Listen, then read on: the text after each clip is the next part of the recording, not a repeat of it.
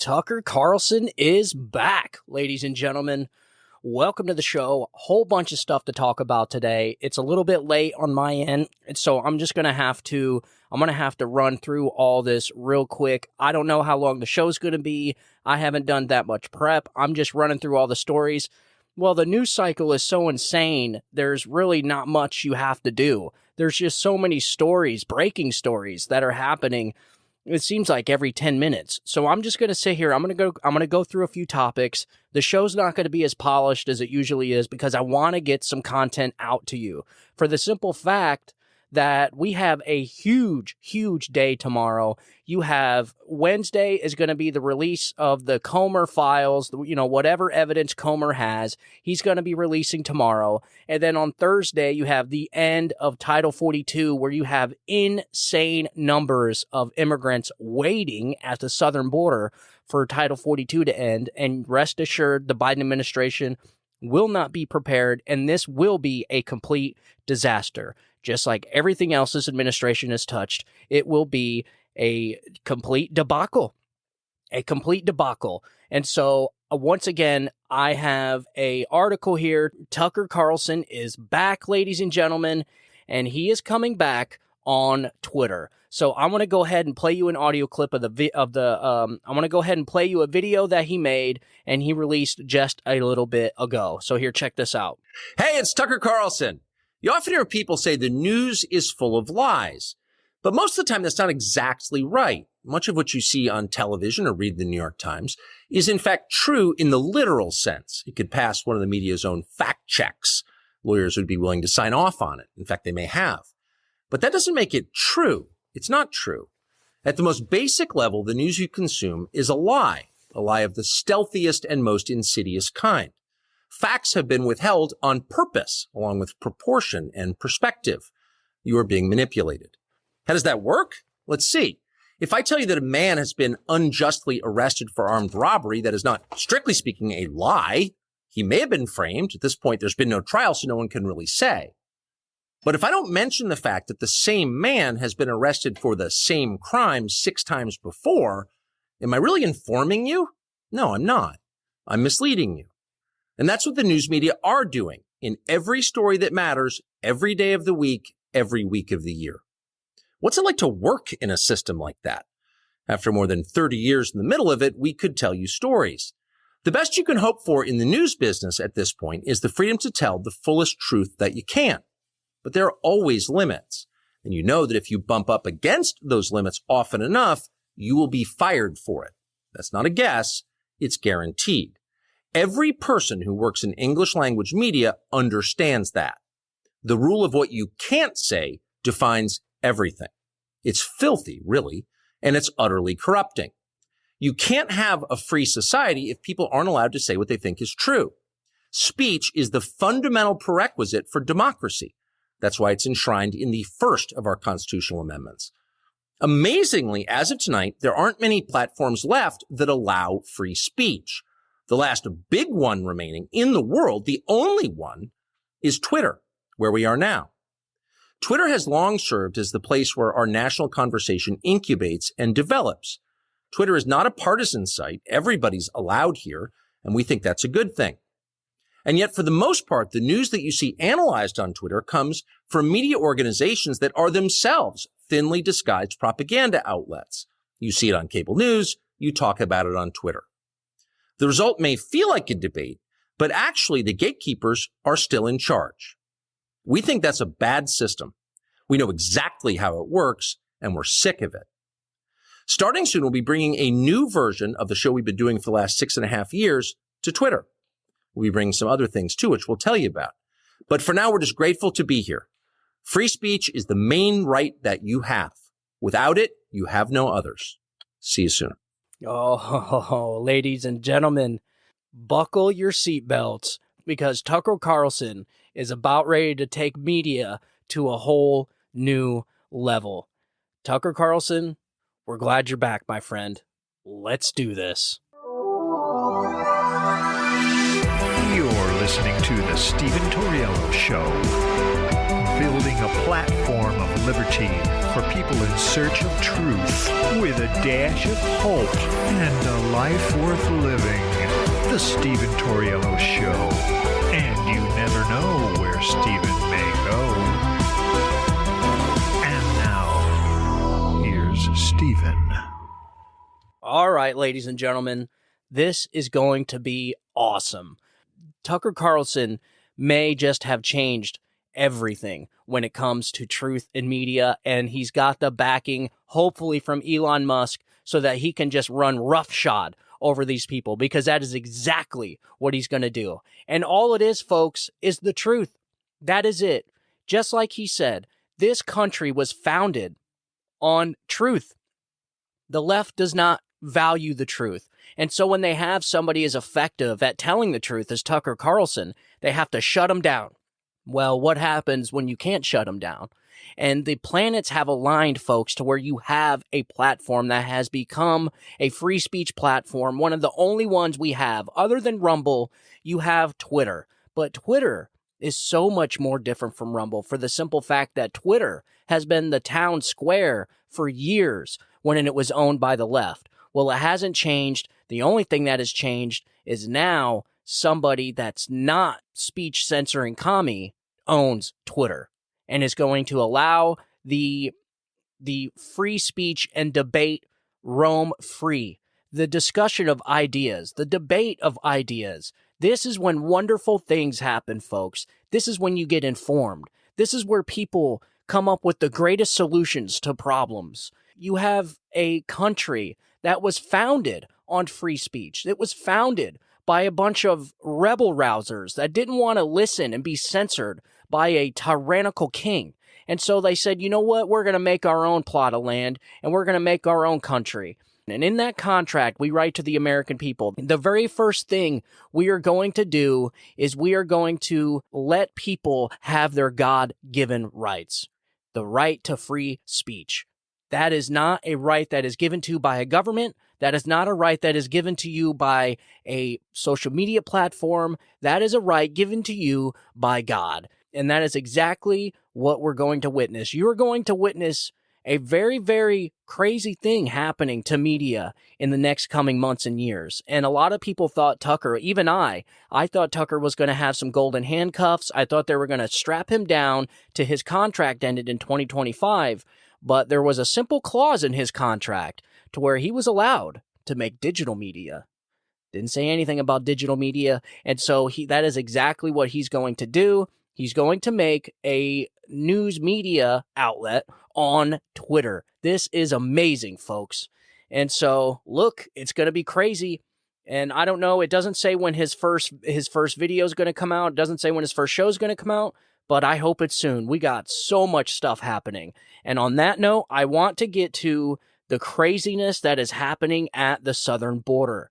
Everybody knows, and you can really, when you think about it deep down, you try and figure out the motive to what is the motive to this administration and the Democrat Party allowing millions and millions of immigrants to flow into this country. And the only plausible reason, the only plausible motive that you can come up with is power, is votes. And I'm sorry, folks, but I think that's exactly what it is. Replacement theory? I don't know. That's their theory. We didn't come up with that, but it's sure starting to look like that. The Democrats want a whole new voter base. They want to replace all the Republicans with immigrants that are going to vote to keep them in power, to keep the welfare going, to keep the free health care, to give them all the goodies and all the handouts. And the only way they're going to do that is if they have enough voters to keep them in power. And so the very first question you got to ask is, well, can illegal immigrants even vote? Yeah, they can. You have several states that are allowing illegal immigrants to vote in their states. I think it's Chicago. I think it's New York. There are several states, Washington, D.C. So, yes, they are going to be able to vote. Now, what does that mean for a federal election? I have no idea. But it is almost certain that our elections are completely screwed up right now. Okay, with the mass mail-in ballots, the drop boxes everywhere, and so on and so forth. You know the rules, you know the games that were played, you know the standards that were set. Well, those were the standards, those are the rules that were set by Democrats in the previous election in 2020 and in 2022. Not much has changed, folks. There's a few things that have changed around the country. And so that's why I'm a firm believer that screw the primary debates, screw them. If Donald Trump is soaring in the polls and just smashing everybody in the polls, it doesn't matter who it is, Biden, DeSantis, if he's up there that far in the polls, then we need to focus on fixing our election laws in these states. It doesn't matter how far he is in the polls. So that's number one. So I think we need to focus time and money on fixing the election system, changing all the rules back to pre-2020, all the rules that Mark Elias and Perkins Coie did change weeks and months before the 2020 election. All those need to get changed back. How you do that, I have no idea. But that is why we have a RNC. That is exactly what the RNC is supposed to be doing right now. They're supposed to be figuring up and coming up with the strategy. And so hopefully they're doing that. I don't have a whole lot of faith in the RNC. I really wish Harmeet Dillon would have got in there instead of Romney McDaniel, because, listen, I don't know of any football coach that has lost 3 Super Bowls in a row and still has their job. But look, that is Ronna McDaniel. So it's insanity to me. And yet it's the same people that say they want to ditch Trump because he lost twice, is what they say, are perfectly fine with Ronna McDaniel being at the head of the RNC. It just goes to show you where their head is at. So you guys remember when Democrats were chanting, all votes count, all votes count, and what it's supposed to be is all legal votes count. So that is what I'm afraid they're going to do with these 6, 7, 8 million new voters in our nation's elections. So that's going to be extremely concerning. And I think it's pretty obvious to everybody at this point that's what they're doing. Because what is the other motive? What is the motive behind allowing millions and millions of illegal immigrants into our country? It makes no sense, folks. These cities are packed to the gills. They cannot even hold any more people. Some of these cities like New York and Texas and Arizona, they're at 180% capacity. 180% capacity. That's insane. And capacity means capacity. There's nowhere for these people to sleep. And so what are they doing? They're sleeping on the streets. You have blocks and blocks of just illegal immigrants sleeping on the streets in sleeping bags in whatever it is. You just see just blocks, and you can look down a street and you just see people, you just see bodies on the sidewalks sleeping for miles. It's crazy. And so much to the point to where sanctuary cities are essentially saying, we can't take it anymore. And so they're shipping them out and busing them into other districts. And so people are getting pissed off. Not only people are getting pissed off because we're spending millions of dollars on this entire escapade. Millions. And I'm just talking about in state funding, not to mention federal funding, where the United States government has just funded the DHS, Department of Homeland Security, just funded them $332 million. Folks, $332 million that goes for housing illegal immigrants. It goes towards non-government organizations, which are nonprofit groups, most of them by the left. Most of them are run by Democrat leftist organizations that are just getting all this millions of dollars that are getting funneled into these NGOs. And so, like I said, Thursday, Title 42 ends, and it's going to be insane. So I have a story here. Let me see here. Like I said, it is going to be a insane week when it comes to the news. So I got an article here from the Washington Examiner. Border Patrol agents outraged after CBP discloses plan to clear immigrants from El Paso.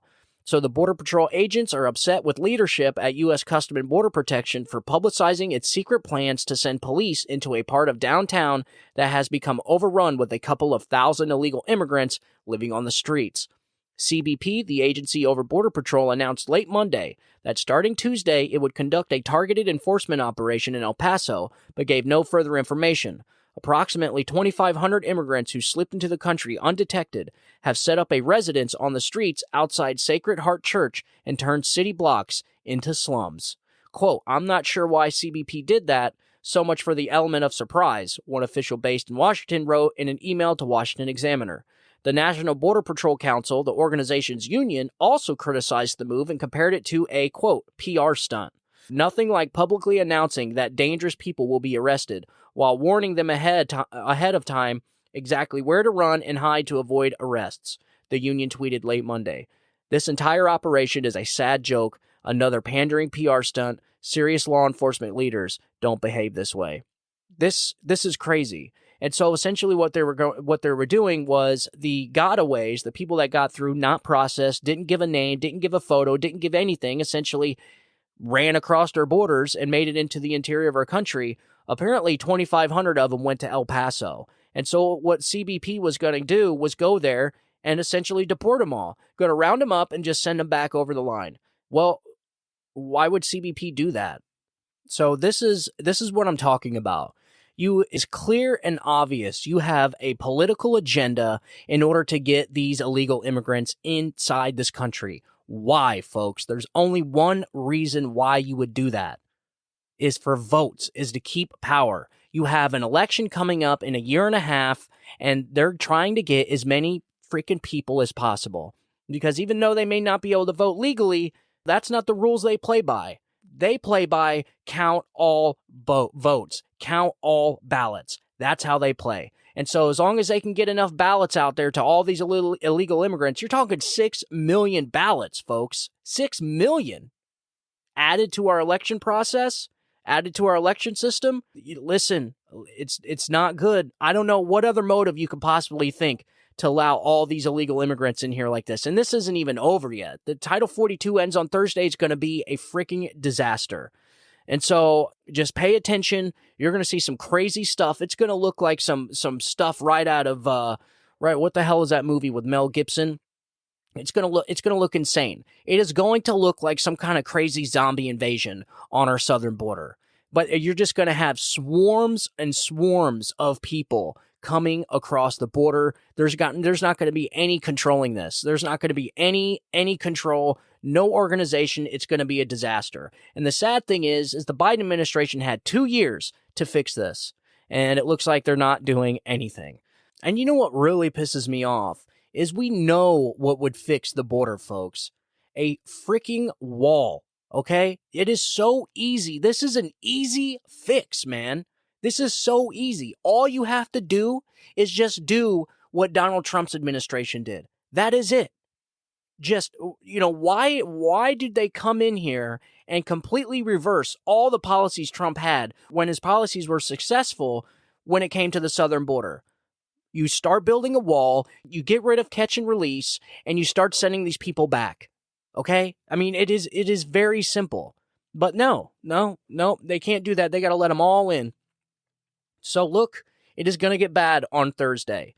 But that is not, so that's on Thursday. I'm probably going to do another show before then, and just so we can, there's going to be more information that comes out. But already the CBP warned all the immigrants about that giant raid, essentially is what it is going to be, that giant deportation raid. So that's 2,500 people that shouldn't be in here are now in here. And trust me, folks, these aren't the good people, for the simple fact that they're the ones sneaking across, which means that they probably have some kind of felony, some kind of law they broke, or they tried getting in here before and got deported for some other reason. But there's a reason why they're not just walking up to the port of entry and claiming asylum. They're running into this country for a reason. So most likely, they're not the good ones. And so why CBP would warn them to run and hide is the kind of stuff we're dealing with now. This has obviously become a political motivation behind this. Okay, there's obviously a political motive behind allowing all these millions of illegal immigrants to come in here. And so listen, we're going to be seeing some crazy stuff come Thursday. I also wanted to talk about, I didn't comment on the Texas shooter the other day because it's just, the stories are really weird, folks. I mean, the story as this plays out, which is why I haven't been reporting on it, which is why I've been talking about it, is it's just the stuff involved in this, the narrative here is really, really bizarre, and it's getting weirder by the day. So they are researching all this, and they're starting to make some weird connections. And I'm sure you've probably already been seeing a lot of the conspiracy theories online, but it's some of the stuff just don't make sense. And I'll explain it to you. I have an ABC News article here, It came out about 11 hours ago today, which is the 9th, so Tuesday. And it says 8 people were killed and 7 others were injured when a gunman opened fire at an outdoor mall north of Dallas, Texas on Saturday afternoon. The alleged gunman died after a confrontation with police at the Allen Premium Outlets, police said. The Texas Department of Public Safety released the names of the adult victims killed in Saturday's shooting. I'm not really going to go through them, but they range from the age of 37 all the way down to 3, man. All the way down to 3 years old, man. Disgusting. So they got a warrant to search his house, to search the suspect's house. ABC affiliate WFAA has obtained a search warrant return listing that was found by investigators at the suspect's home. Among the items were 3 boxes of ammo, loose rounds, a knife in a holster, 2 holsters, and silver-colored handcuffs, according to the search warrant listing obtained by ABC affiliate. This is where it starts to get weird, folks. And we can go into conspiracy theories. If I have a gut feeling about where a story's going to go, I'm going to tell you. Okay, as long as it's the truth. I got to be accurate because I want you guys to trust me. And the only way you're going to trust me is if I give you accurate news. Okay, and I can't really report on the story. The only thing I can tell you is the stuff they found out so far, and I can give my opinion, and I can give you my theory on the whole thing, which is something I'll do. And I'm telling you, folks, it is just really weird how this stuff is panning out here. So, preliminary information developed during the investigation indicates the suspect was in the U.S. Army in 2008 and was removed due to mental health concerns. Law enforcement sources briefed on the probe tells ABC News. In addition to the insignia on the shooter's equipment that suggested a right-wing extremist ideology, investigators have found social media accounts connected to the suspect that reveal hundreds of postings and images, including writings with racially or ethnically motivated violent extremist rhetoric, including neo-Nazi material and material espousing the supremacy of the white race, the sources said. None of the subject's postings analyzed to date were liked or shared by other users, nor were there any public comments, according to the sources. The suspect's account did not contain any friends or associates that were publicly visible, the sources said. So you guys see what they're doing? You see what this media outlet's doing? Why didn't they say which social platform it was? Because, folks, the social platform that they're talking about is a Russian social media platform. Okay, very weird, and not even their lead platform. It's like their number 2 platform. It's almost like it's like the Facebook to Twitter but in Russia. Okay, that's extremely weird, but that just goes to show you what the media is trying to do. Just like Tucker Carlson said, they are not giving you the truth. Okay, they may be giving you a narrative. They may be telling you a story, but they're not telling you the story. Okay, so they're not being honest. They're trying to build a narrative.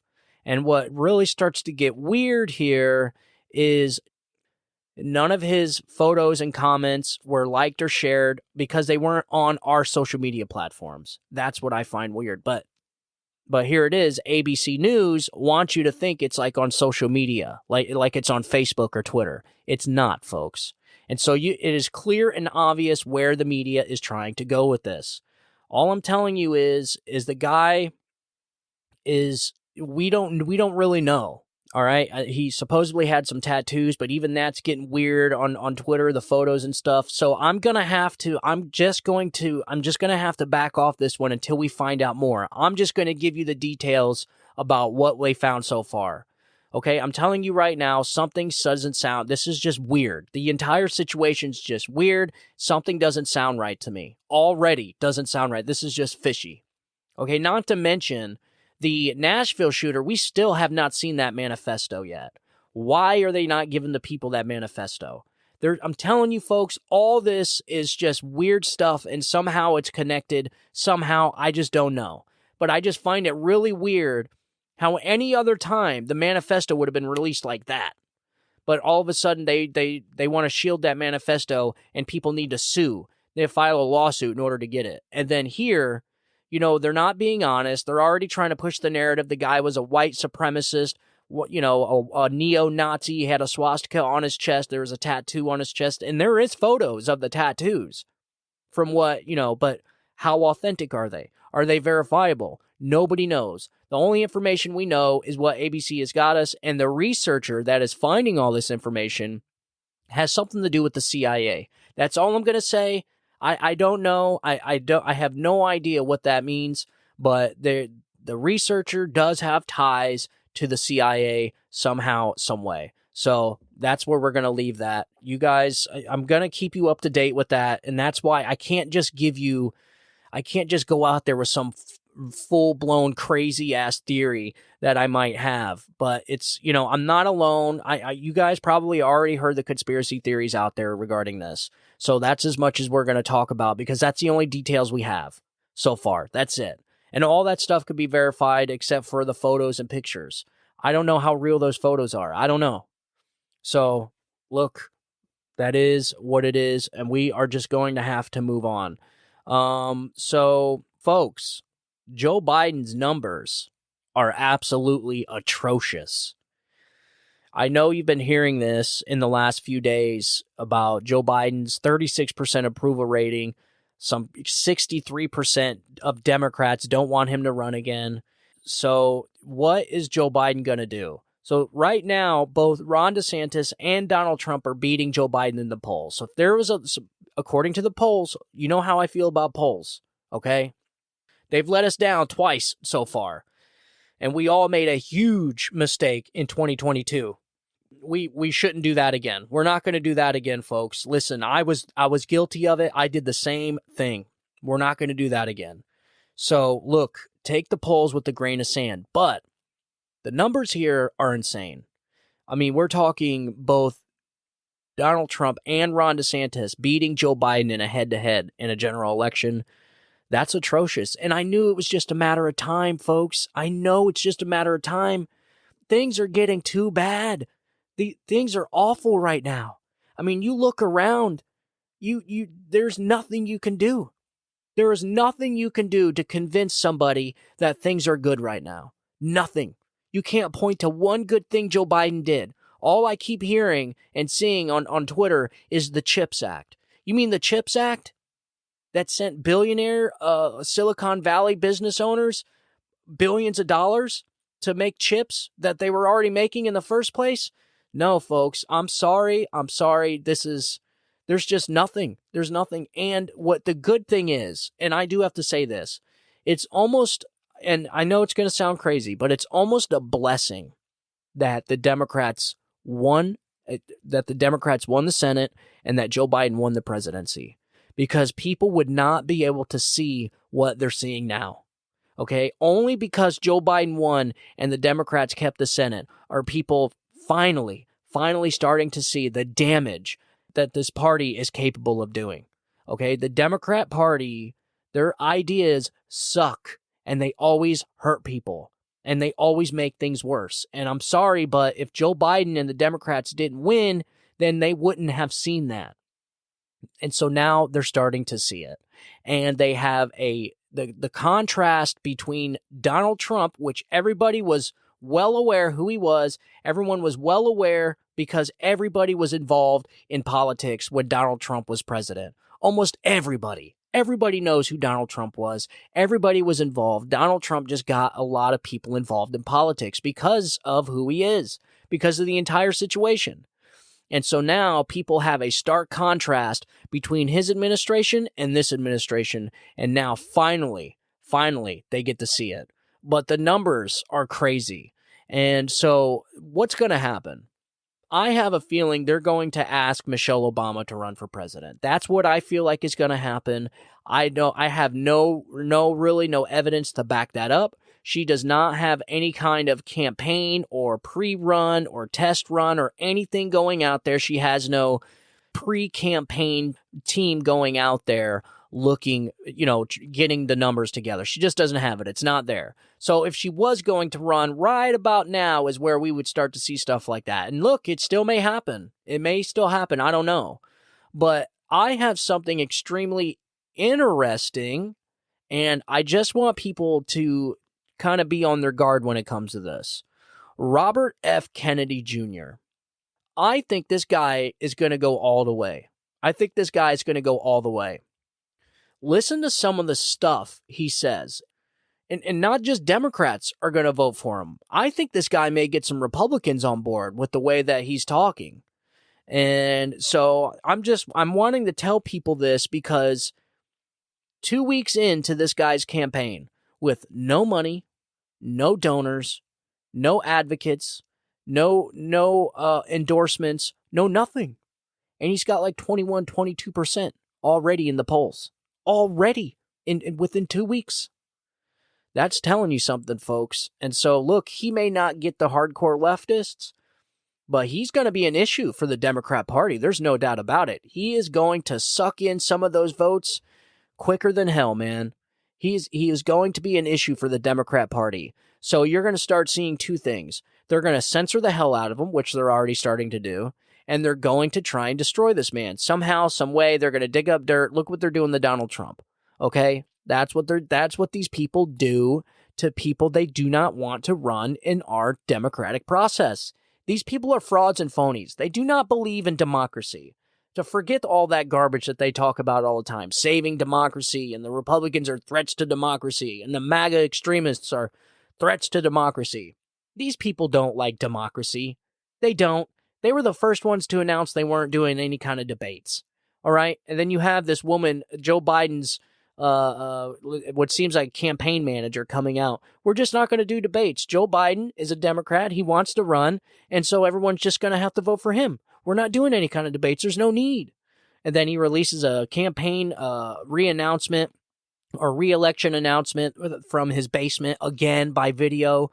God knows how long it took him to make. Look, all I'm saying is all this, Joe Biden had a really, really bad week. And the bad thing is it's going to get worse for Joe Biden. Much, much worse. And so, look, this John F. Kennedy, look, he's got a credible background. All right. He is a Kennedy. That goes a little ways, folks. That goes a little ways. I'm not going to lie. It does. You know, when you got these older Democrats, you know, the old school that voted for JFK the first time, you know, that these people are still around and they will most definitely vote for his nephew. There's no doubt about it. And so he does have a credible background. The guy's a little wonky. I mean, he talks about crazy stuff. There's a video on Rumble he put out. There was an interview he did with Jim Hoft from the Gateway Pundit where he's talking about how the CIA executed his uncle and just all kinds of crazy wonky stuff. And look, that's neither here nor there. There's no reason why this guy, you know, he may be a little wonky, but look, the conservatives are too sometimes on some of these conspiracy theories, man. You got them in every bunch. They're on both sides. But this guy, I can totally see people ditching Biden for this guy. So, like I said, Democrats got a real problem. He certainly talks the talk, that's for sure. I don't know what's wrong with his voice. There's something wrong with his voice. It makes him sound like he's 100 years old. There's something wrong with it. I don't know if it's a medical condition or something, but if you listen to him, it is obviously noticeable. I mean, he talks like he's a really, really old guy, but I think there's just something wrong. He looks like he's in great shape.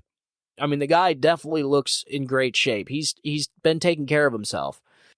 He doesn't look unhealthy or anything like that.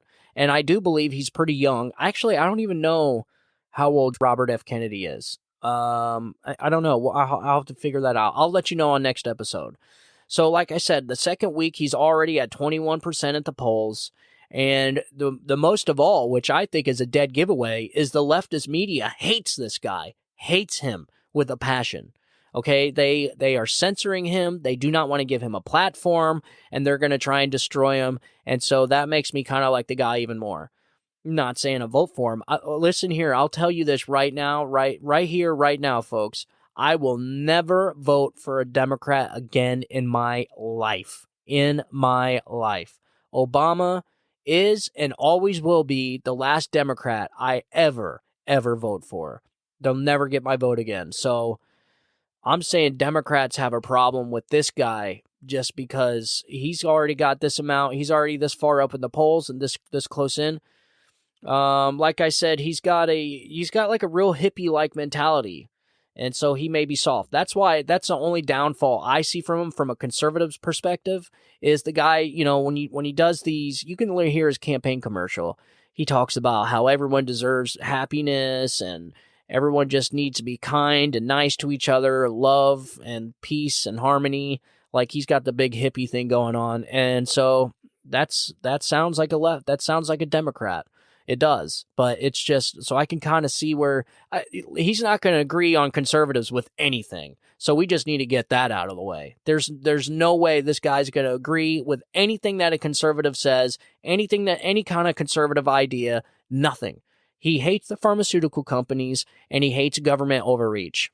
He thinks the government's corrupt, okay? Obviously. So he thinks the CIA assassinated his uncle. So he thinks the government's way too corrupt, way too big, which is probably the only place where him and conservatives align. Other than that, I don't think there's much. So, but Democrats certainly need to keep an eye out for him. And with Biden, the guy, man, is it possible to do this much damage on accident?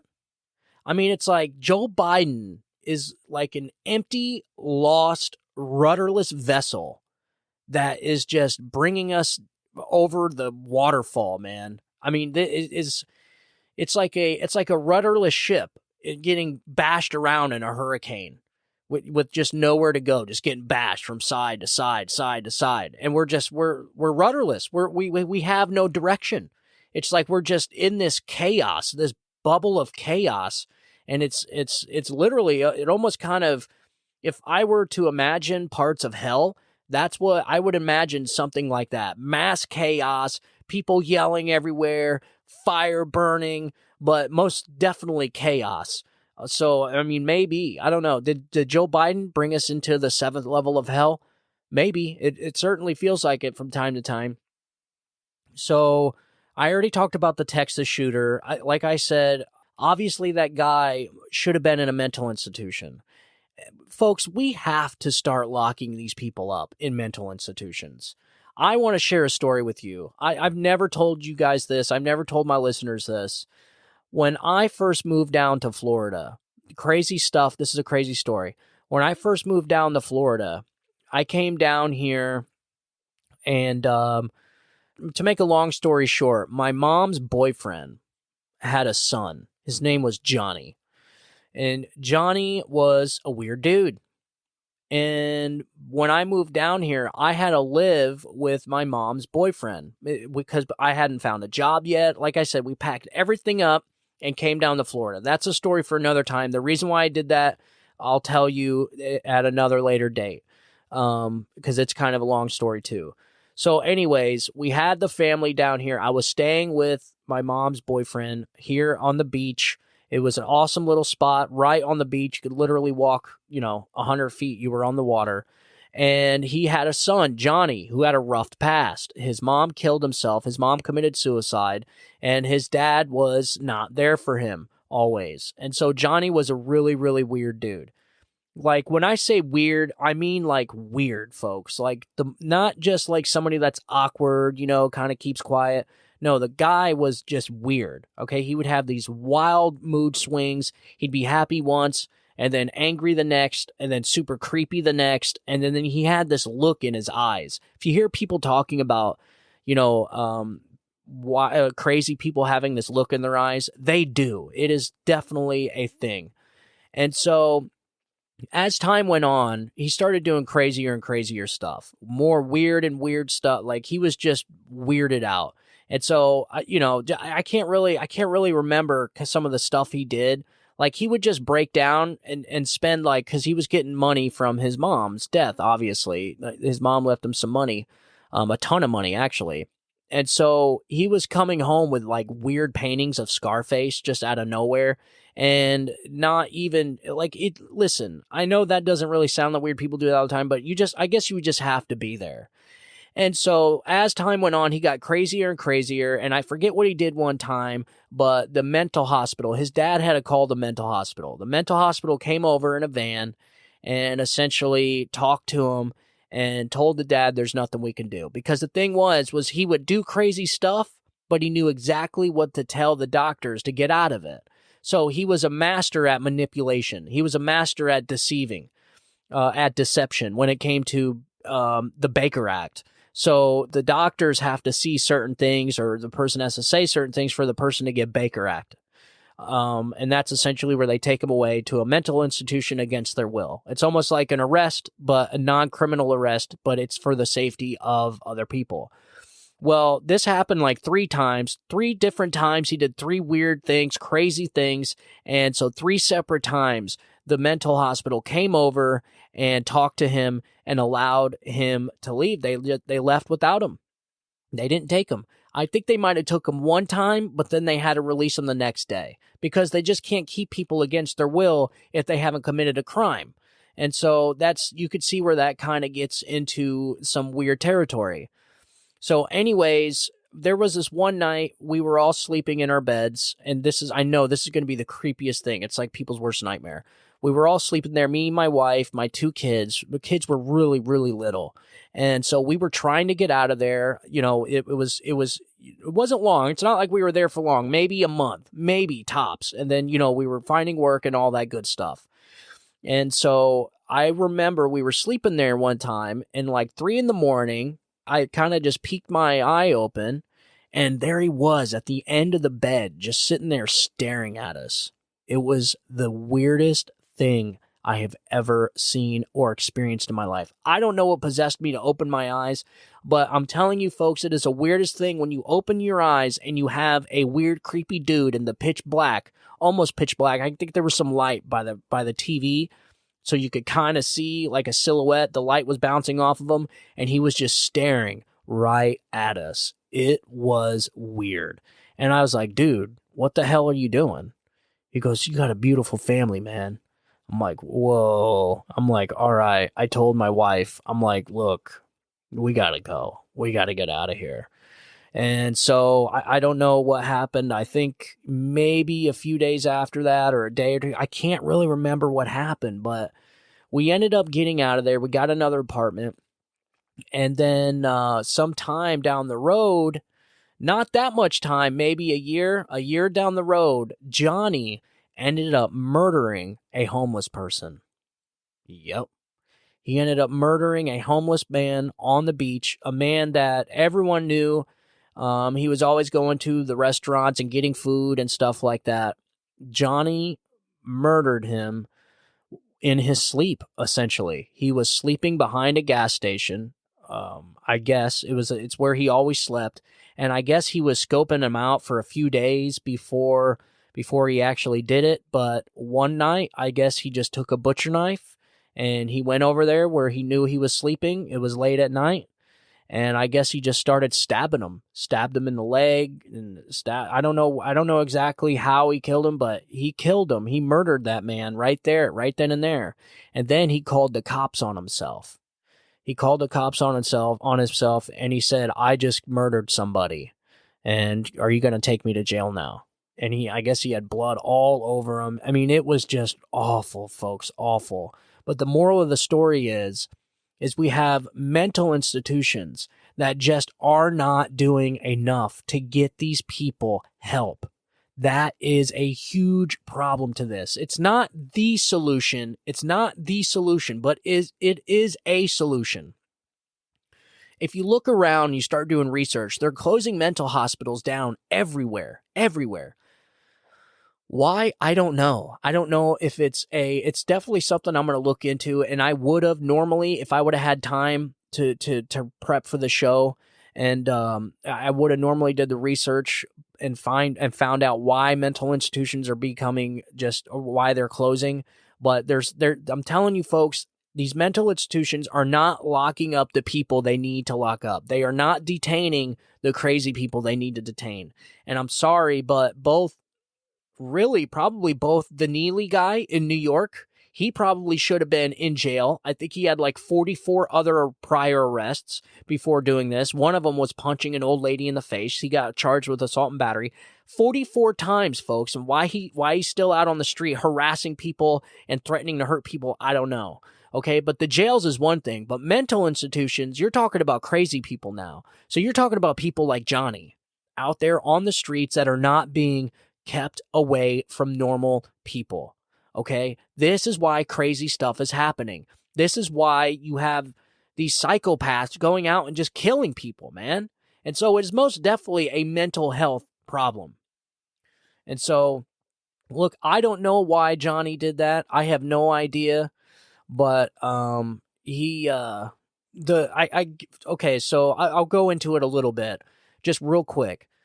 It came down the road, like some time down the road had passed, and essentially his dad did an interview for the news or whatever. The news interviewed him, and essentially what we think he was thinking was he had all this money from his mom left over.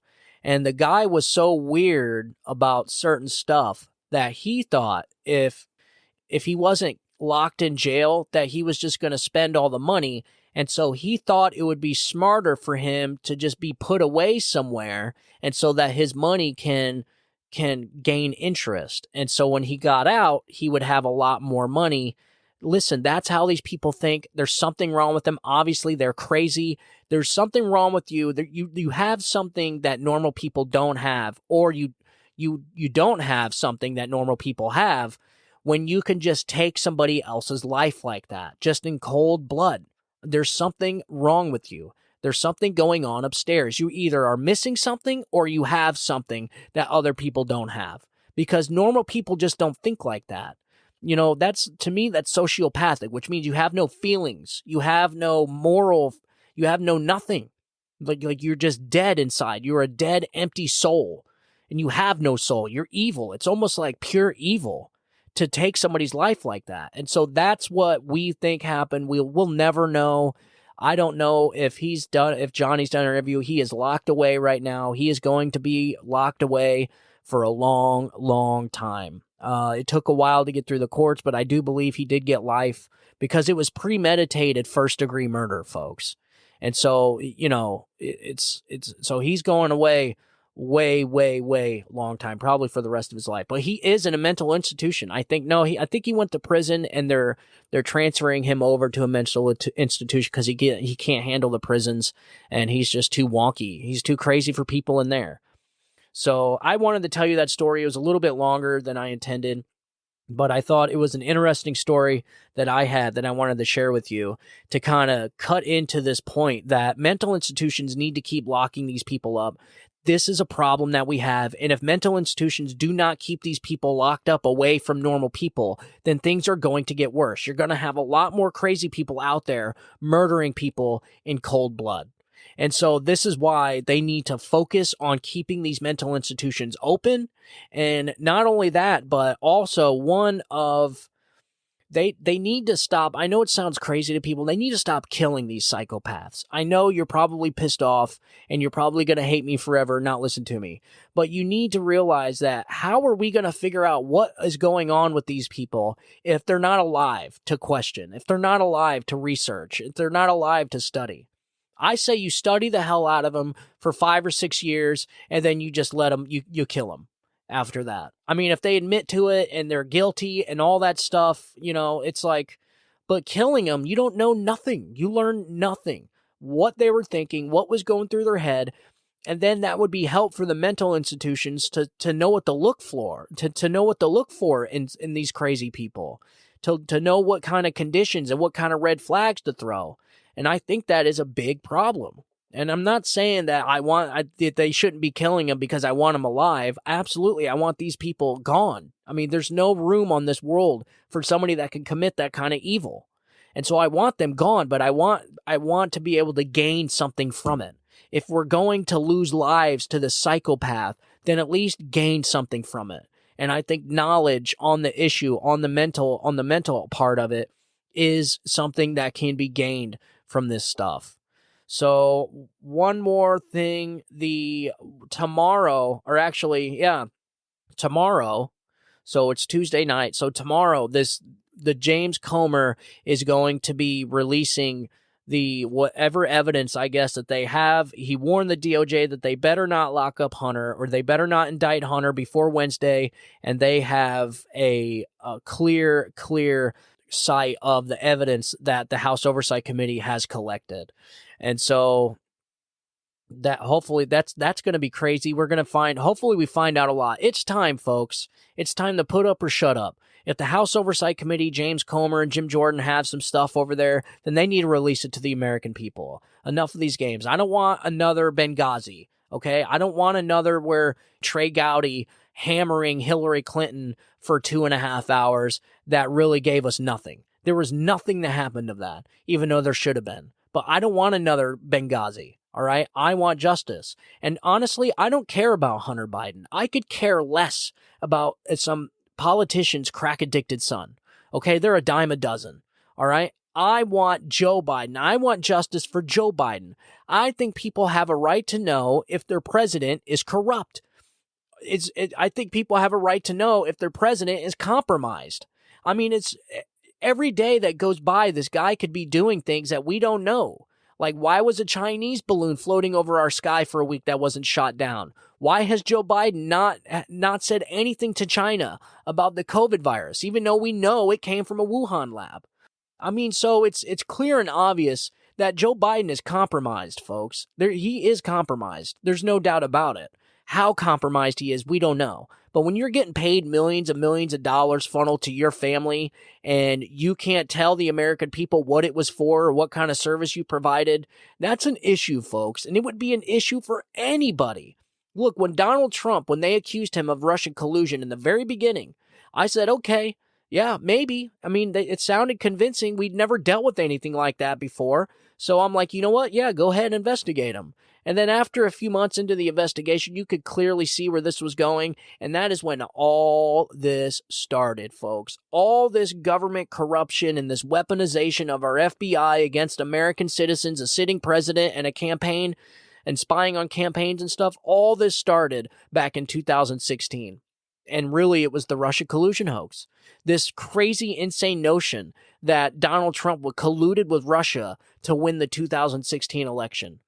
I mean, insane, absolutely false. It was a hoax, and the Columbia Journalism, the School for Columbia Journalism, essentially said that CNN and MSNBC and all the reporters that got Pulitzer Prizes for reporting on this should give their prizes back. And that was from the School of Journalism. That was the Columbia School of Journalism saying that. Essentially, they came out with a report saying everything that they did, everything the left Democrats did on Russia collusion is garbage and is absolutely disgusting, and they should give their Pulitzer Prizes back. I wouldn't hold your breath. They certainly aren't going to be giving those back. And so I have one article here, the Washington Examiner. Sorry this is going so fast, folks. I haven't prepped for this, so it's probably going to sound like it's all over the place. But I want to get you some of this information. So I got another article here from Washington Examiner. Almost no confidence in Biden as economic leader, a Gallup poll shows. So this came out 12 hours ago. It's hat tip to Paul Bedard. And as he faces the biggest economic crisis of his presidency, nearly half of the nation has almost no confidence in President Joe Biden's ability to fix the economy. And he's not alone. In a new Gallup survey of economic leadership, Biden is at the bottom, but his team is right there with him. According to just released survey, 35% have confidence in Biden to do or to recommend the right thing for the economy. Some 64% don't. For Treasury Secretary Janet Yellen, 37% have confidence in her and 54% don't. For Federal Reserve Chairman Jerome Powell, says 36 do, 54 don't. The confidence Americans have in Democratic congressional economic leaders is even lower, at 34%. Republicans rank the highest, but at just 38%, said Gallup. So it's obvious, folks, that there's a shift happening right now. I don't know what that means, and I would take it with a grain of salt, and most definitely do not be hubris. Hubris will be our downfall, folks. We need to play like we are losing. We need to play like we're getting our asses kicked, and we do not stop, because I do not want to lose the 2024 election, because I'm telling you, this country won't be able to handle it. And as long as Joe Biden's the nominee, which, look, by all accounts he is, because even though Kennedy's close, I mean, everyone's saying he's not going to make it. But again, they said the same thing about Trump in 2016. So I don't know. I'm giving you my gut feeling. I think Kennedy is going to be skyrocketing in the polls the more we move into this campaign. And I think Joe Biden is just going to keep sinking. And so look for the White House, look for the FBI, Congress, and all that. Look for the corrupt establishment to try and do something crazy like indict Donald Trump again for something else to try and take the heat off Joe Biden, because it's getting bad. And it's only going to get worse with Title 42 ending on Wednesday or on Thursday, and these reports coming out on Wednesday. It's going to be very, very bad for Biden. So Biden believes he's in good standing with voters on the economy, but the Gallup poll numbers pull that rug out from under him. Nearly half, 48%, have little faith he will do the right thing, said Gallup. Quote, nearly half of Americans say they have almost no confidence in Biden, said the analyst. Ditto for Democrats on Capitol Hill. Wow, man, this is crazy. And this is coming out just after a Washington Post poll came out that said like 63% of voters do not want Joe Biden to run as president. And just like I said earlier, both Ron DeSantis and Donald Trump both are beating Joe Biden in a head-to-head matchup. So this is crazy, folks. This is crazy. So once again, sorry I didn't have everything prepped for you. I hope this is okay. You guys let me know. You can get a hold of me at the on my email. Send me an email. Let me know what you think about it. Tell me if you like it, you didn't like it. If there's any information you want me to see, the email is steventorielloshow@gmail.com. That's Steven with the V, Tauriello @gmail.com. And if you guys could, that would be awesome if you could just hit the follow button. And if you could just smash the subscribe button for me, because that really helps the numbers out. It helps get the show around, and it just really helps the show out. And that is what we're trying to do. The algorithm's not going to pass this show around very much, folks, because that's just how it is. These types of podcasts don't get very good spots in the algorithm.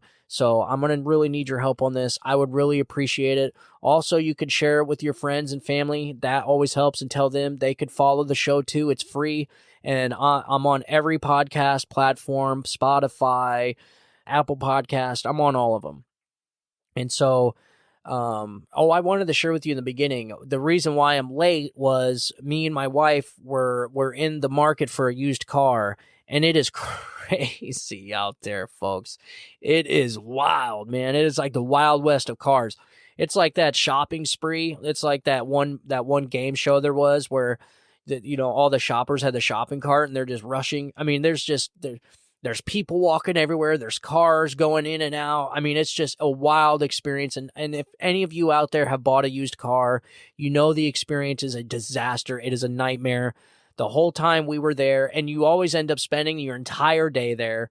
So, when you're there, you have all this stuff to do, and they just keep stringing you along, and you don't agree with this, and no good deal with that, and you don't want to take the deal. It's just a crazy disaster. So that's why I was late today. I just wanted to come out and let you know.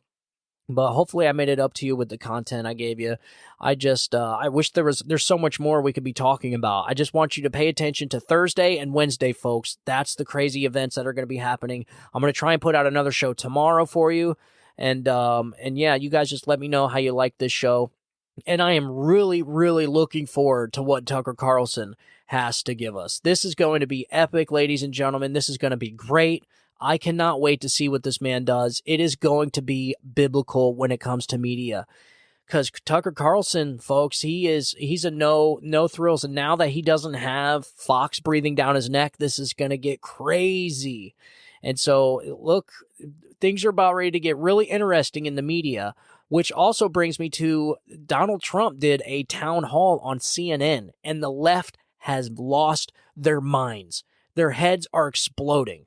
It is so great. I just reading the comments about how many people are dropping CNN and boycotting CNN and all this stuff for allowing the man to go on CNN. Folks, he's the front runner in the Republican presidential race. Of course, what do they just expect him to they're just going to ignore him? That's the worst thing they can do.